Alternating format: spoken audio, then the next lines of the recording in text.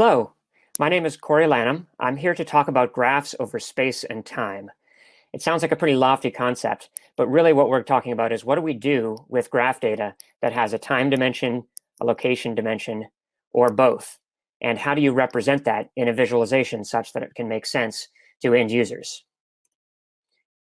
So how do we actually visualize graph data that's in Cosmos DB? Typically, you expect something like what you see on the left here, which is a very neatly organized, clustered graph visualization that helps you better understand the data that you're looking at and is perfectly intuitive.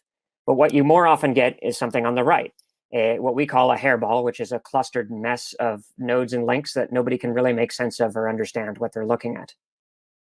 Or something like this, where you have so many links between the same two nodes that it doesn't help you understand what you're seeing at all.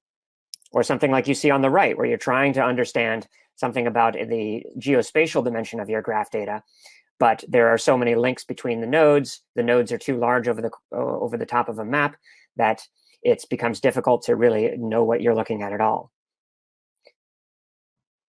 So what we're going to talk about today is sort of the what, the when, and the where of graph data. The what is probably what you're most familiar with already, and that is a node link visualization, which shows off which nodes are connected to which other nodes.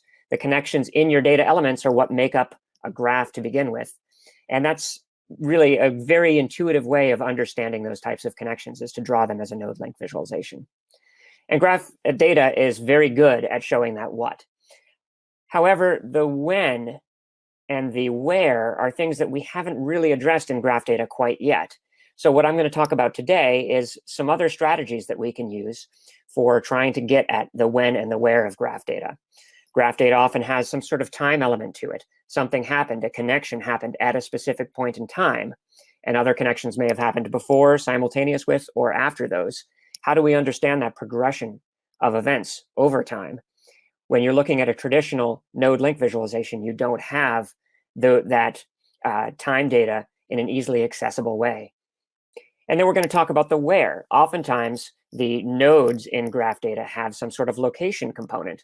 This is an address, or a house that happens to be at a certain spot on the globe, or a corporation which is based somewhere, or a phone call where the user who placed the phone call was at a location when they did so based on their cell tower data, for example. So what we're going to do is we're going to talk about different ways of showing that time and that space dimension in your graph data. Now, there's also the how and the why, of course, but those are really more up to you. I can't help you with those. That's kind of what you're trying to uncover when you look at graph data across both the what, the when, and the where. So by doing so, I've created an example where I've taken data from cricket matches. Now, I'm an American. Cricket doesn't mean a whole lot to me. The concept of wickets and runs and innings and outs and all of that doesn't really ring true to me, but I don't have to understand it. Basically, what the data is it's about 3,800 different international cricket matches. I've taken all of that data, put it into Cosmos DB as a graph. So the nodes themselves are the teams that are playing, and there aren't that many properties on each team, just the team name itself. Where most of the enrichment of the data comes from is from the links. So a link is a match. One team plays another team. And there's lots of additional properties associated with that link. So for example, the location where that match was held, which team won that match, and by how much, and then the date and time of the match too. So the enrichment of the data is on the links in this case, and we're going to show you a couple of different ways that that can be helpful to visualize in graph data. So I've set up an architecture here to create an interactive web application to be able to kind of work our way through this graph data. Now, I'm using our products at Cambridge Intelligence called Keylines and Chronograph to show this, but the concepts really apply regardless of what types of end-user-facing applications or toolkits you're using. But this is kind of the flow of what happens when I work with that graph data from within the browser. So in Keylines and Chronograph, which I'll show you in a second, it captures those mouse events, the things that the user wants to do. They'll click, double click, hover, drag, drop. So in this case, I'm capturing a double click event. The browser is then, it's passing into the browser, which then in the JavaScript in the browser turns into what the user wants to do with that click. So They say, well, when the user double clicks on this, they want to search for that node back in my database, or they want to expand on it, find me the other things that are connected to this item, and so on. Now, that passes it back to Node.js running on the server side to turn into an actual query. In this case, say, the gremlin query that it's going to hand off to Cosmos DB.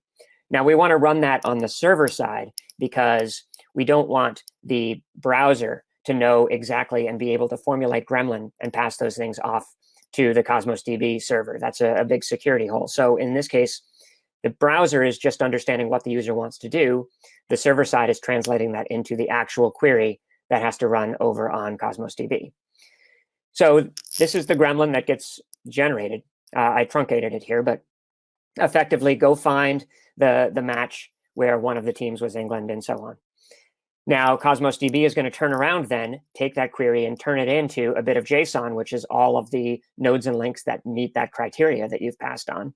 And then we're not going to do anything with it other than just pass it all the way back from the server to the browser and from the browser back to the keylines and chronograph, which are then going to turn that back into a visualization that we can use and that an end user can understand and work with. That way, your end users, the people who are trying to make business decisions based on the graph data, don't have to know anything about Gremlin. They don't have to know about the architecture. They don't even really need to know about your data model, what are nodes and what are links. All they have to do is say, show me all the teams that England played in 2017, for example. So let me show you a little bit about how this is going to work. I don't think it makes sense to go too deep down into the JavaScript in this case, but I do want to show you a little bit. So I've got the Cosmos router up here. This is the piece that's running on Node.js, which is taking the query from the browser side, show me all the matches in England in 2017, turning that into the gremlin here, which I have some query templates here, which you can read, and then passing that back to Cosmos DB via the endpoint, which Cosmos exposes. So then what do we get when we do that? Well, we get an example here. So let me start from the beginning. Instead of bringing back 3,800 cricket matches all into the browser and trying to visualize those all at once, that's not going to be particularly useful. What I'm doing is starting from a query. Now, for the purposes of this example, I put the query here on the tab in the browser itself so you can see what it is that it's doing. But it's the same query that I showed you back in the source code. So in this case, it's saying, show me the cricket team England and all of the matches that it has played. So there's a couple of things to note about the styling here. I'm getting the raw data back from Cosmos DB, which says, these are the matches that England's played over the time period that I've asked for. Now, England may have played India, for example, several dozen times, but that's reflected just as a single link, because as you saw in one of the examples I showed earlier in the slides, it doesn't always make sense to draw a separate link for each individual instance. In this case, drawing 200 separate lines, for example, between England and India is not going to help anybody understand what's going on. The other things I've done with the styling is I've used the flag of the country in the upper left of the cricket bat icon, just as additional information about and visual styling about the teams that we're looking at. On the right-hand side is an expand icon. I'll show you that in a second. But then down here at the bottom is what we call the time bar. What that is it's a way of looking at the time data that we've brought back.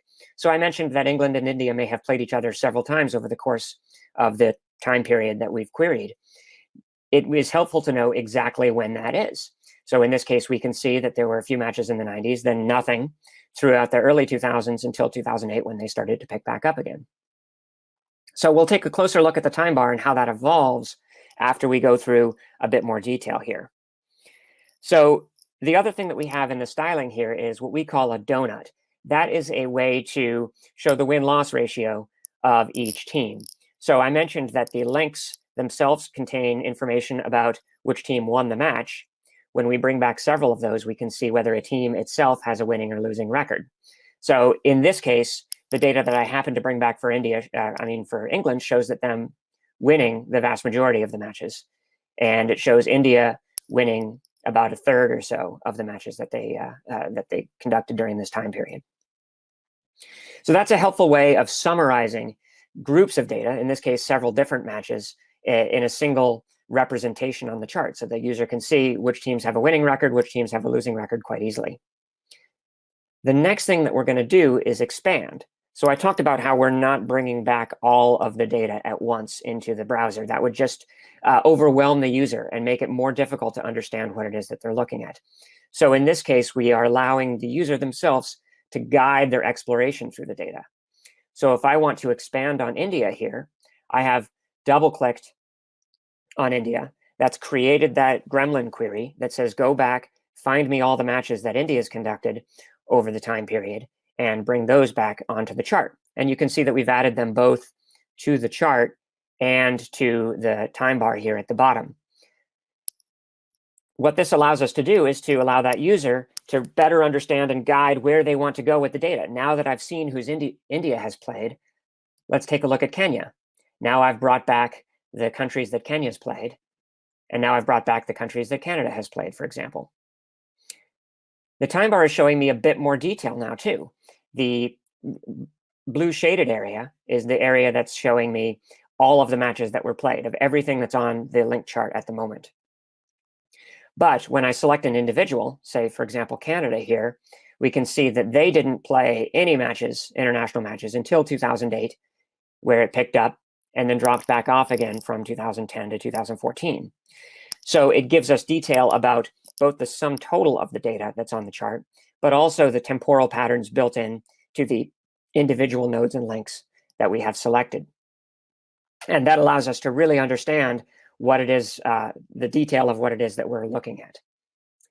The other piece with the time bar that can really help when you have these temporal patterns is to be able to filter the chart, the link chart, based on when certain things happen. So if I wanted to show me, say, only the nodes or the matches that took place between 2003 and 2005, I can see those by filtering the keylines chart. So now I have zoomed in on that window, and I have shown only the teams which participated and the matches which took place during that window. I can also play back. So if I wanted to watch how cricket matches evolve over time, which teams got more active, which teams became less so over the course of the time window that I'm inspecting, then that can be a really helpful way of understanding how my data itself is changing over time. So this time bar is one way of looking at that time dimension. What it's doing is it's allowing us to understand frequency of events. In this case, each match has a specific point in a date and time that we can look at. And as we accumulate those and add more and more to the chart, the time bar is showing me which areas have lots of activity and which areas have fewer. But what it doesn't do is give me any sort of sequential understanding of events that happen over the course of time. So I can't see, for example, that Canada played Kenya and then immediately played Ireland afterwards in a certain, say, 2-day period. So what I'm going to do now is I'm going to switch to another example of a visualization that's still looking at graph data, but is less about the what, less about what's connected to what else, and more about sort of when those connections happened. So this is a different product that we have called Chronograph, which is just effectively graph data and looking at graph data and how it varies over time. So in this case, we've got all the same teams.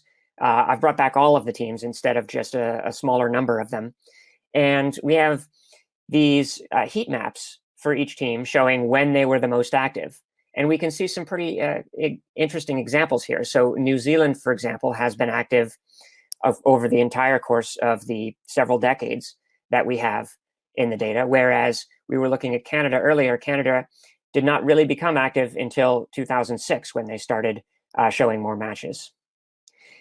So this, when we look at it at the heat map view, we don't have that connection element. We're just showing, New Zealand played this number of matches at this point in time. Canada played this number of matches at this point in time, but we don't understand who has played what else, whom else, and when.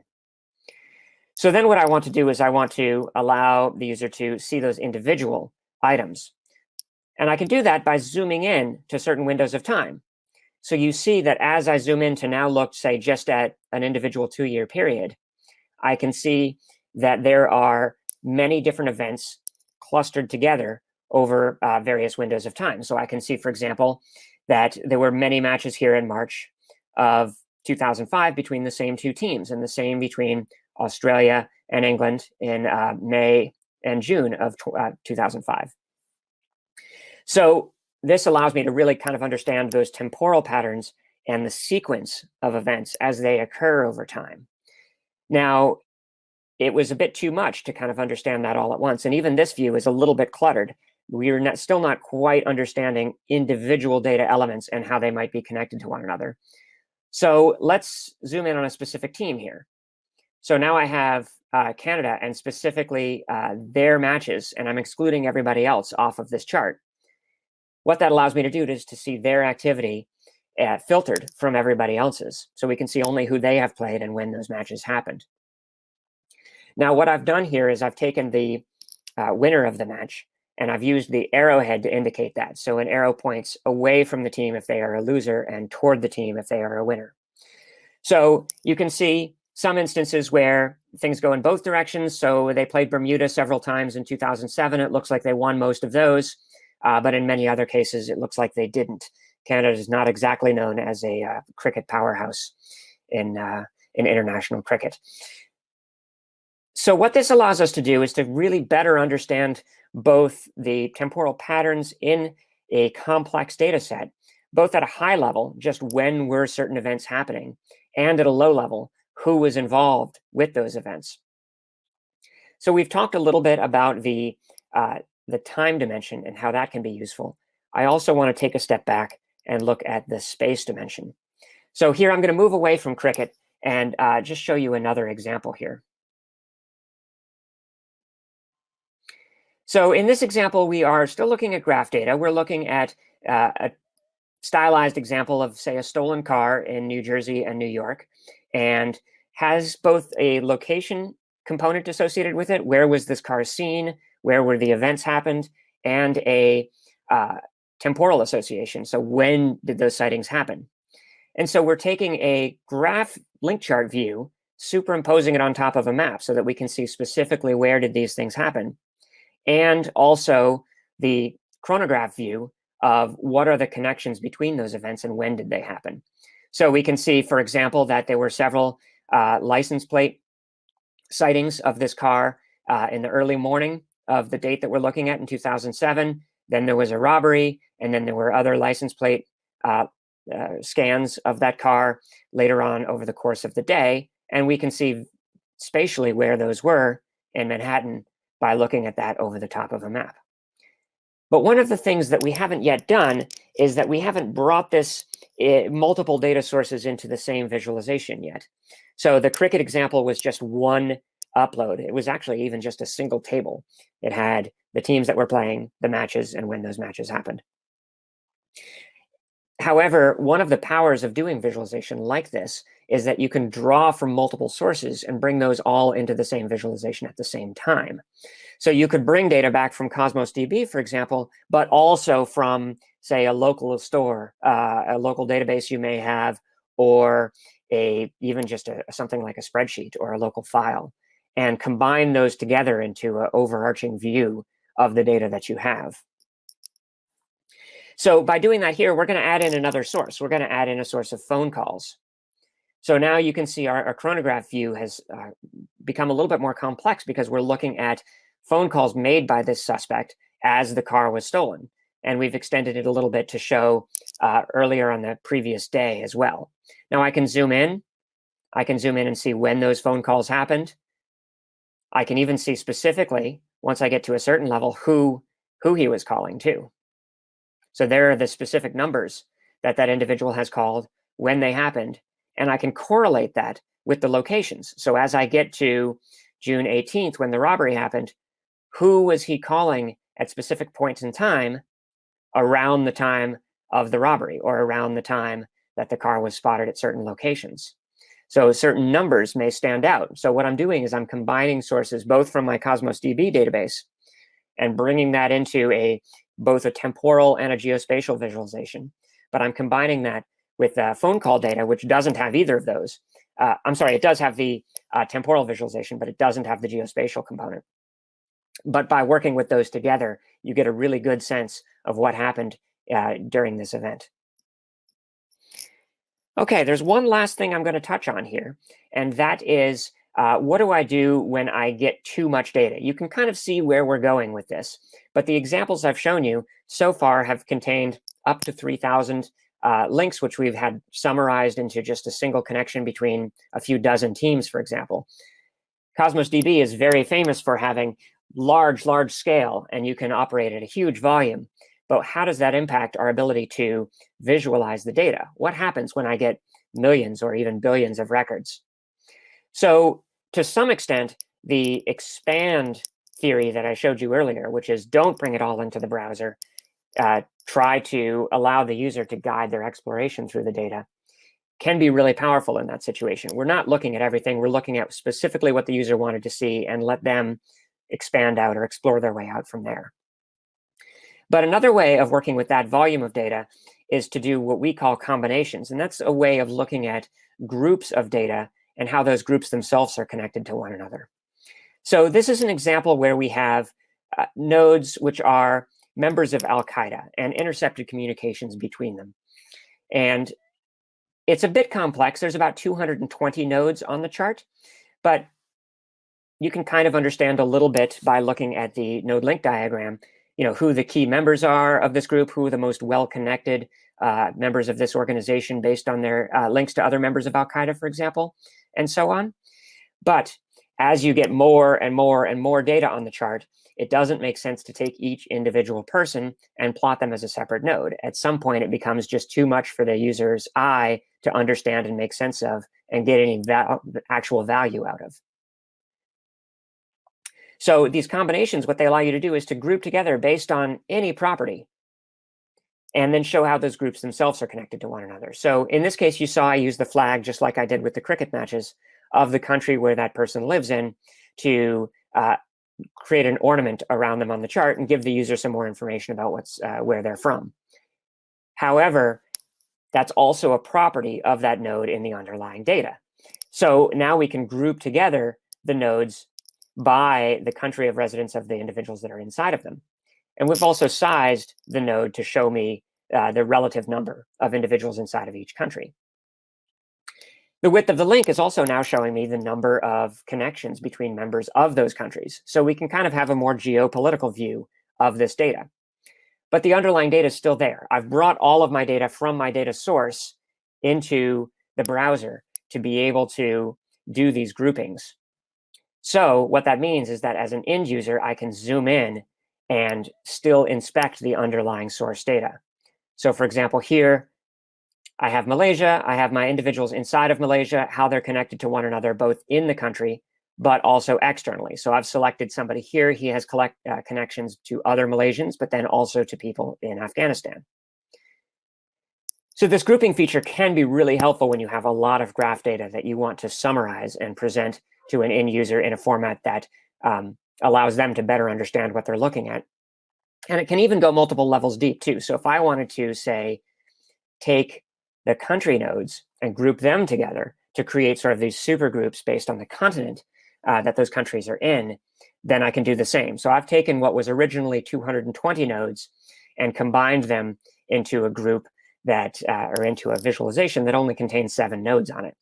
But just like I showed you before, all the detail is still there. So Europe gives me the countries in Europe, and then say zooming in on France will give me the individuals inside of France, their connections both in France to other countries in Europe and to other continents on the globe. So this summarization, I think, can be really powerful because it does allow you to take that huge volume of data that Cosmos DB is famous for being able to process and contain, bring that, some of that, into the browser, and then allow the browser to do the summarization to allow the user to make sense of it and understand it without having to overwhelm them with graph data that just doesn't help. So I'm going to switch back to the slides now and just kind of talk a little bit about the products that I've shown you today. So I've been showing you keylines and chronographs. So keylines is a network visualization toolkit that we provide here at Cambridge Intelligence. We license to our customers to build graph visualization applications containing that UI, that interactive UI that I showed you over the course of this example. Now, we also have a few other products. Regraph is one, which is similar in that it's a graph visualization toolkit, but specifically built for users who are using the React framework. And then Chronograph was the timeline visualization toolkit that is actually a brand new product for us. It's only been out for a few months, and we are actively seeking feedback. And we do provide free trials of any of those if you're interested in trying them yourselves. Please feel free to reach out to me. Thank you very much for your time. I hope this was helpful in understanding things that you can do and techniques that you can apply to your visualizations, regardless of whether you use our tools or not, to help understand how to expose users, business users, to graphs that have a temporal dimension and a spatial dimension. Thank you very much.